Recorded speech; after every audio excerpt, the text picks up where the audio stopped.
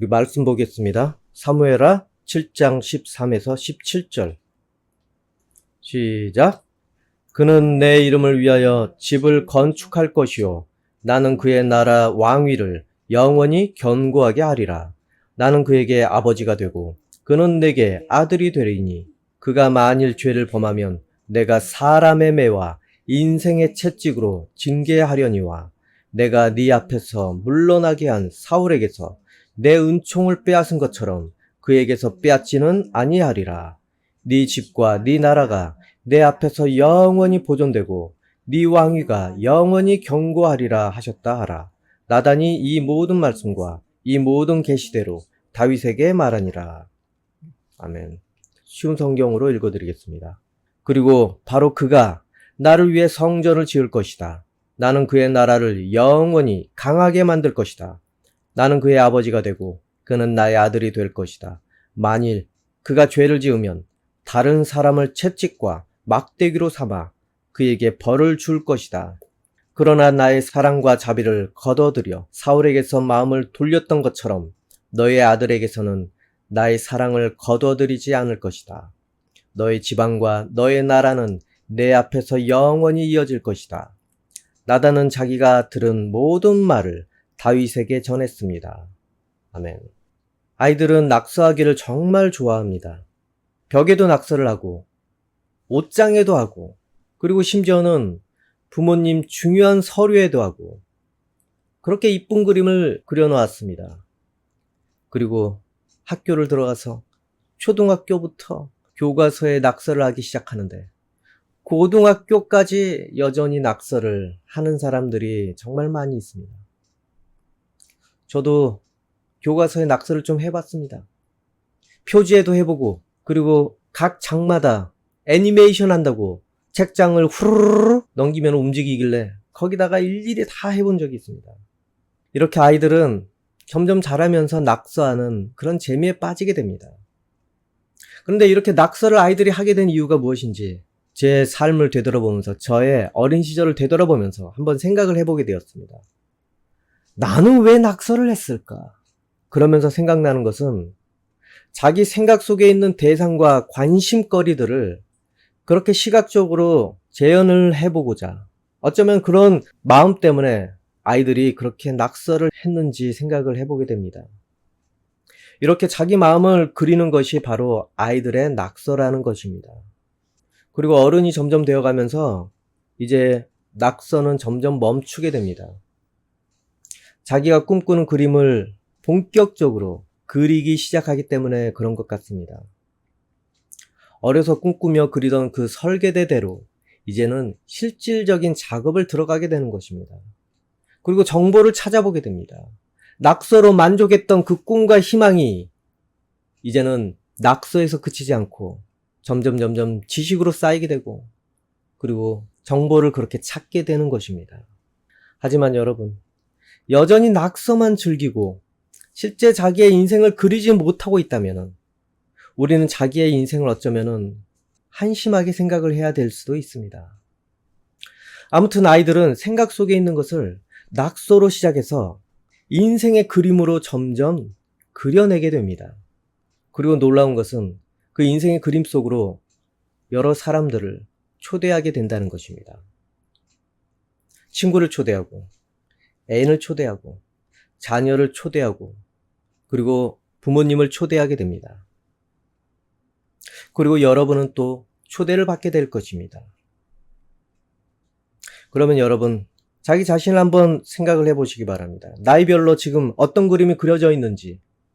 나이가 어린 사람들, 젊은 사람들은 여전히 그 그림을 그리느라고 바쁠 수도 있고 나이가 어느 정도 든 분들은 이미 여러 가지 그림들이 그려진 상태일 수도 있습니다. 지금까지 내가 그린 그림은 과연 무엇인지 한번 생각을 해보시기 바랍니다. 어떤 그림을 그려놓고 그리고 어떤 사람들을 그 안으로 초대를 했는지 한번 생각을 해보십시오. 또한 중요한 거는 나를 초대한 사람의 그림도 확인해 보시기 바랍니다. 오늘 본문은 다윗에게 전달된 하나님의 계시입니다. 하나님의 성전에 대한 하나님의 응답입니다. 다윗은 하나님의 돌봄으로 이렇게 자기 자신은 백향목 왕궁에 그렇게 살고 있는데 정작 하나님의 임재를 상징하는 그 법궤는 계속 장막에 두고 있는 것, 그것이 너무나 안타까워서 죄송스러웠습니다. 그래서 자신이 누리는 이 호사에 하나님의 형편도 좀 나아져야 하지 않겠나, 그렇게 생각을 했던 것입니다. 그래서 화려한 성전을 고민하기 시작했습니다. 그런데 하나님의 대답은 거절이었습니다. 오늘 본문 위에 5절부터 7절을 보면은 가서 내 종 다윗에게 이렇게 전하도록 해라. 너는 내가 살 집을 지을 사람이 아니다. 나는 이스라엘 백성을 이집트에서 이끌어낼 때부터 지금까지 장막을 내 집으로 여기면서 옮겨 다녔다. 나는 계속해서 이스라엘의 지파들과 함께 옮겨 다녔고 한 번도 이스라엘 백성을 돌보는 지도자들에게 백향목집을 지어달라고 한 적이 없다. 장막, 텐트입니다. 텐트. 그렇게 간이로 만들어 놓은 그런 거처가 이 장막입니다. 그러니 다윗이 너무나 안타까웠을 것입니다. 하지만 하나님께서는 다윗의 마음만 받으셨습니다. 다윗이 누리는 이 호사를 하나님께서는 원하지 않으셨습니다. 하나님께서는 계획이 있으셔서 오히려 다윗의 후손이 하나님의 성전을 짓기를 바라셨습니다. 그래서 그 성전은 유보하셨던 것입니다. 그 후손은 누구입니까? 그의 아들 솔로몬입니다. 하나님께서는 왜 받아들이지 않고 솔로몬에게, 그 아들에게 그렇게 성전 짓는 것을 맡기고 싶으셨겠습니까? 그 후손까지 하나님을 경외하는 것을 보아야 화려한 성전에 들어가도 하나님께서 보람이 있지 않겠습니까? 다윗에게는 또한 결격사항이 있었습니다. 역대상 22장 8절을 보면은 그 손에 피를 너무 많이 묻혔다는 것입니다. 하나님께서는 피를 묻힌 손으로 하나님의 거룩한 성전을 짓는 것을 원치 않으셨습니다. 그래서 다윗의 아들 솔로몬에게 지혜를 주시고 또 평화를 주셔서 안정이 되었을 때 하나님의 성전을 기쁨으로 짓게 하셨던 것입니다. 그리고 다윗은 아들 솔로몬에게 재료를 준비해주고 하나님께서 주신 그림을 그 자녀에게 전해주었습니다. 역대상 22장 11절에서 13절을 보겠습니다. 다윗이 또 말했습니다. 내 아들아, 여호와께서 너와 함께 하시기를 바라고 너를 번영케 하시기를 바란다. 여호와께서 너를 두고 말씀하신 대로 네 하나님을 위해 성전을 짓기를 바란다. 또한 여호와께서 너를 이스라엘의 왕으로 세워주실 텐데 아무쪼록 여호와께서 너에게 슬기와 깨달음을 주셔서 너의 하나님 여호와의 율법을 잘 지킬 수 있게 하시기를 바란다.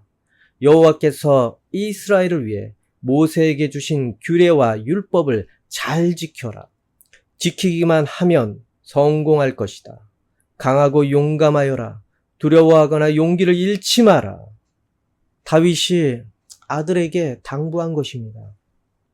여기서 중요한 것은 아들아, 모든 것을 가져다가 더욱더 화려한 성전을 지어라, 그것이 아니었습니다. 네가 할 수 있는 한 가장 화려한 성전을 지으라는 것이 아니었습니다. 하나님께서 말씀하신 대로, 바라시는 대로 하나님을 위해 성전을 짓기 바란다 라는 것이 중요한 핵심입니다. 여러분, 인간은 그때그때 감정에 따라서 오버를 해서라도 자기의 그 마음을 표현하고 싶어 합니다. 하나님께서 나에게 정말 위대하다고 생각된다면은 지금 현재 내 상태에 따라서 거기에서 오버를 하게 될 수밖에 없습니다. 과하게 표현을 하게 됩니다. 그런데 그 이후에 쪼그라진 상황이 된다면은 그것을 후회하게 됩니다. 믿음 좋을 때는 필요한 모든 것들 다 발을 내밀려고 합니다. 이것도 하고 싶고 저것도 하고 싶고 또 손을 내밀게 됩니다. 내가 드릴 수 있는 것이 무엇일까? 우리 집에 무엇이 있는지 다 가져다가 하나님께 드리고 싶어 합니다. 그런데 만약에 내 형편이 이상하거나 내 믿음의 상태가 이상하다 보면은 내가 드린 것을 다 이상하게 생각을 하게 되고 후회하게 됩니다. 그리고 그것을 아까워하게 됩니다. 그러면 어찌 됩니까? 불쾌한 일이 발생할 수밖에 없습니다. 이렇게 부정적인 마음이 들어왔는데 어떻게 기쁜 마음으로 대하고 긍정적인 마음으로 대할 수 있습니까? 교회에 대해서 비판적이게 되고 다른 사람들이 헌금 내는 거에 대해서 부정적으로 보이게 될 수밖에 없을 것입니다. 이처럼 사람은 자기의 그때그때 마음에 따라서 하나님을 그렇게 상대하고 교회를 그렇게 상대하고 그렇게 될 수밖에 없습니다.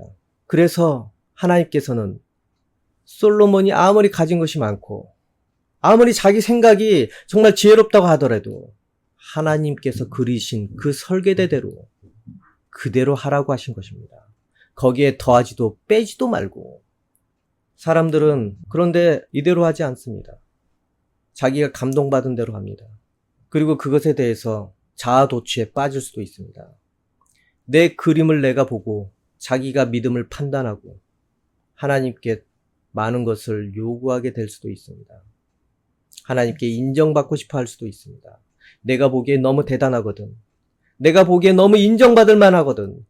고난 가운데 그래도 하나님을 믿는다고 이렇게 여러 가지를 헌신하고 그리고 버틴 거에 대해서 내가 보기에 이 믿음 정말로 인정받을 만하다고 생각을 해서 하나님께서도 그것을 대단히 보시고 인정해 주셔야 한다고 생각을 합니다. 내 뜻대로 믿음을 보니까 정말 이보다 더 애처로울 수가 없다는 생각이 들기 때문에 그렇습니다.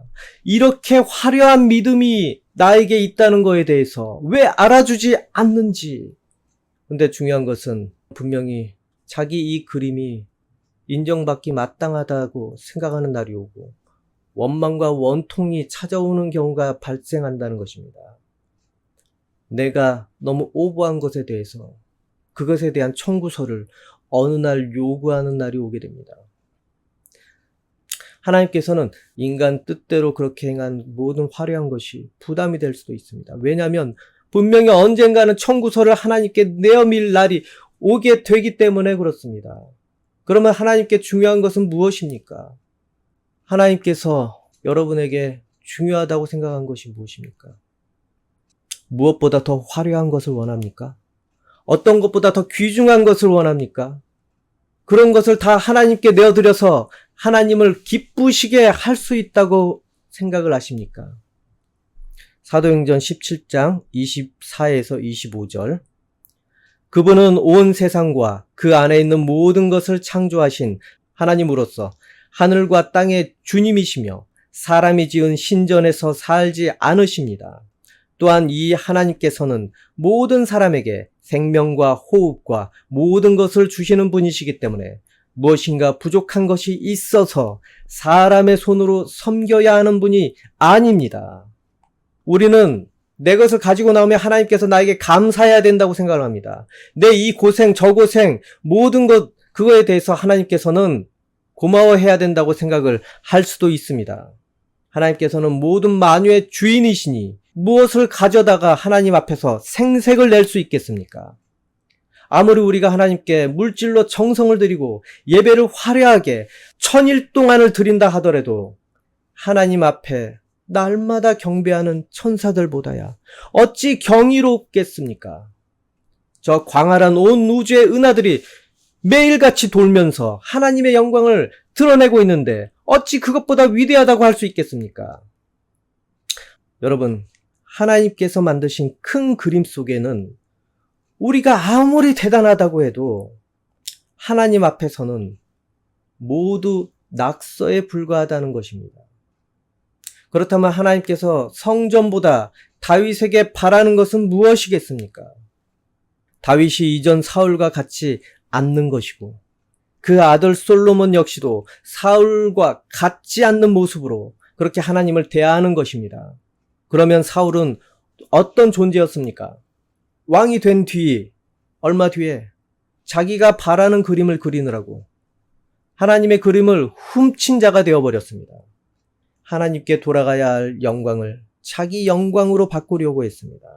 이 백성이 하나님께 영광을 돌려야 되는데 자기에게 영광을 돌리게 자기가 영광을 받도록 그렇게 만들어 버렸습니다.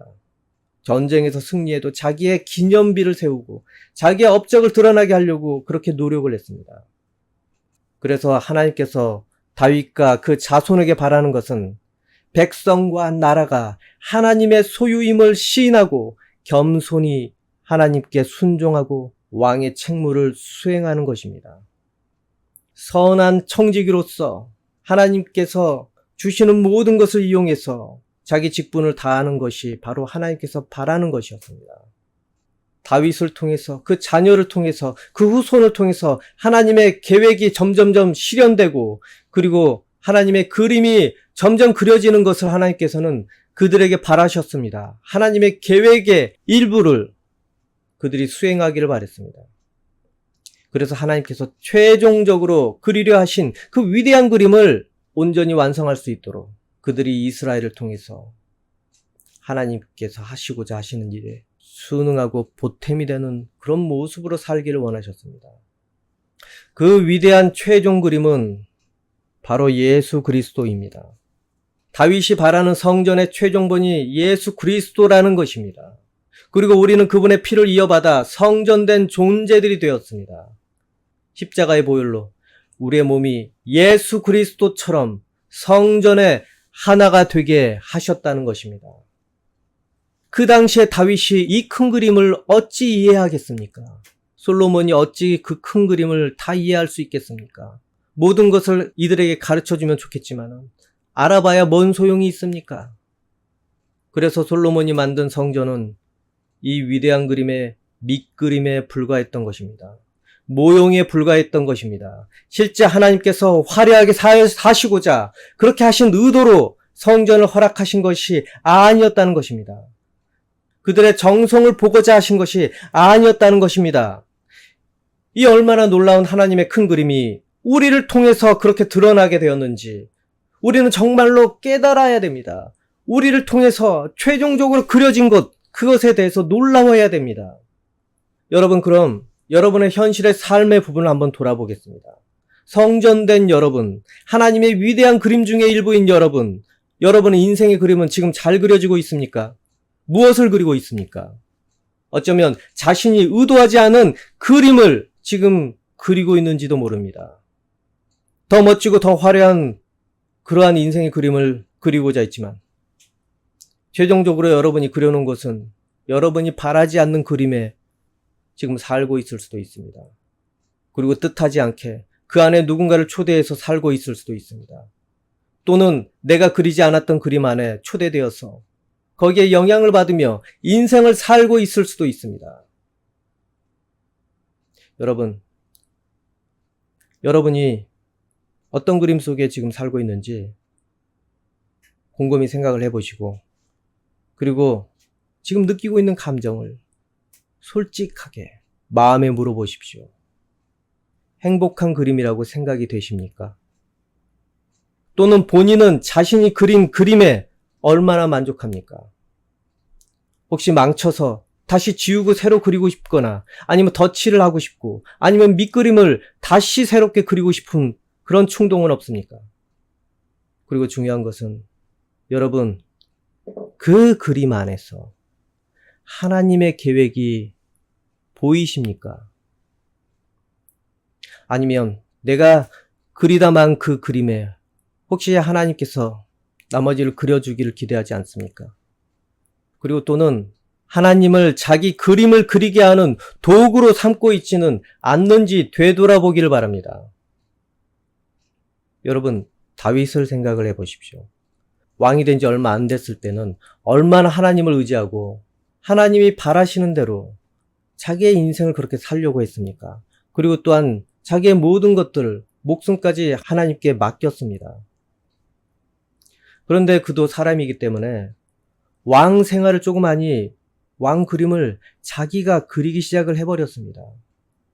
왕의 권세를 이용해서 신하의 아내를 탐하고 신하를 죽게까지 했습니다. 그리고 백성이 자기 것인 양 함부로 그 숫자를 세었습니다. 그리고 자기 그림을 그리면서 하나님의 존재는 단지 자기의 도구처럼 여겼습니다. 그리고 하나님을 자기가 그린 그림에 동참시키려고 했습니다. 결국 하나님께서 거부하시고 억지로 취한 그 아내에게서 그렇게 태어난 첫 자녀를 죽게 하셨습니다. 아무리 다윗이 하나님을 자기 의도대로 하려고 발버둥을 치면서 먹지도 않고 울고 불고 해도 결국 하나님께서 정하신 원칙대로 그녀와의 첫 자녀를 죽게 두셨습니다. 살려주지 않았습니다. 그리고 하나님의 그림대로 하나님께서는 그려나가기 시작을 했습니다. 또한 다윗이 인구수를 세었을 때도 그 다윗이 그리는 왕 그림 대신에 하나님께서 원하시는 왕 그림을 그려주셨습니다. 자기 잘못 때문에 백성이 죽어나가는 그 고통을 겪게 하셨던 것입니다. 자기 그림만 고집하는 그 손에 하나님께서는 채찍과 막대기로 다윗을 가르치셨습니다. 여러분, 하나님께서 여러분 인생마다 큰 그림을 가지고 계십니다.